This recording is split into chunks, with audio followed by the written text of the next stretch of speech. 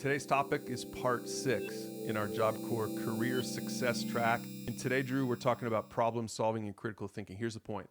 Solve problems by seeking and evaluating different points of view and utilizing different resources to reach decisions. So, Drew, we're going to talk about perspectives, we're going to talk about personal bias, and then we're going to finish up by talking about decision making. Here's the first point.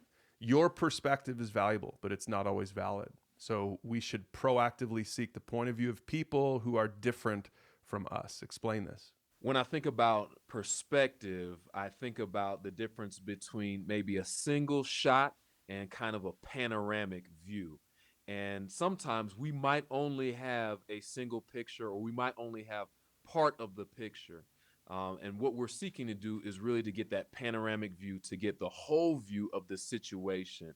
And one of the ways that we can do this is by seeking out others, especially people that might be a little bit different from us, might come from a different place, to really get that panoramic or that full picture that we need to be able to make good decisions and solve problems. And Drew, what does it mean to do it proactively instead of, I guess the opposite would be reactively, like doing it as a reaction? One example for me personally comes in the arena of parenting.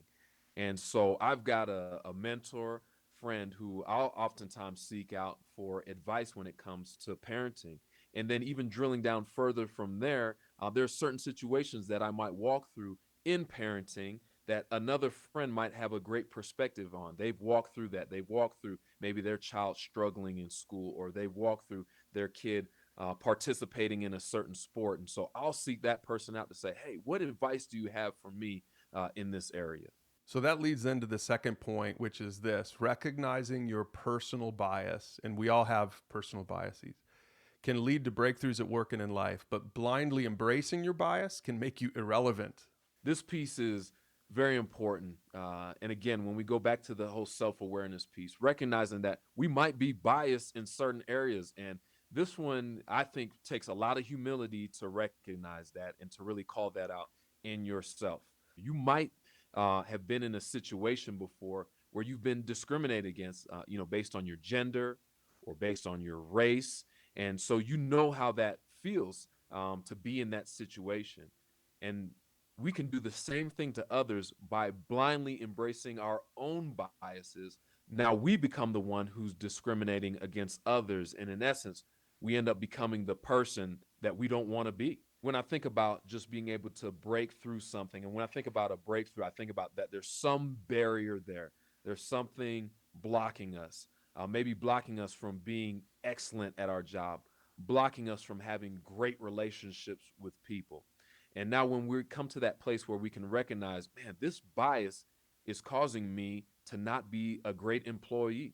This bias is causing me to not have really good relationships, either in my personal life or at work. And so once we recognize those things, now we can break through those barriers and begin to ask others for advice in different situations. A big barrier for a lot of people is actually trust. They've had broken promises, things that were promised to them that didn't happen, people that didn't come through in different situations. Once we recognize that bias, that, man, I just really don't trust people, now we can move to a trusting place, break through that barrier, and have great relationships at work and in life. So, Drew, let's finish up with this last thing, and it's about decision making. We have to be willing to make decisions and to make those decisions work. And then, when necessary, we have to be willing to do it again for the same problem. In other words, we make a decision and we move forward. And then, if it's not working out, then we have to have the courage and the adaptability to make another decision quickly, and then doing our best to make that decision work. And when I think about this, I really hear the word perseverance. And that's something that you're going to need in this process. And the other thing that you're going to need is humility as well, because you're going to be wrong a lot of times.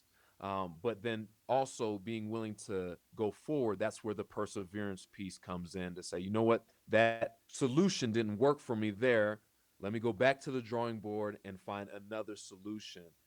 Thomas Edison is a great example of this, the inventor of the light bulb, which we all use today. And he had lots of failures in those areas, but he was willing to go back, tinker with the design, and then try again. Those are two of the things that I think are important in this process is perseverance and humility. And then also what comes along with this too is that he had to make a decision. He had to decide that he was going to try again. And that's one of the most important pieces there is deciding that we're actually going to do something. And there's so much power in a decision. So that's topic number 6, problem solving and critical thinking. Students, talk through the questions down below, and we'll see you next time as we tackle topic 7 in this Job Corps career success track.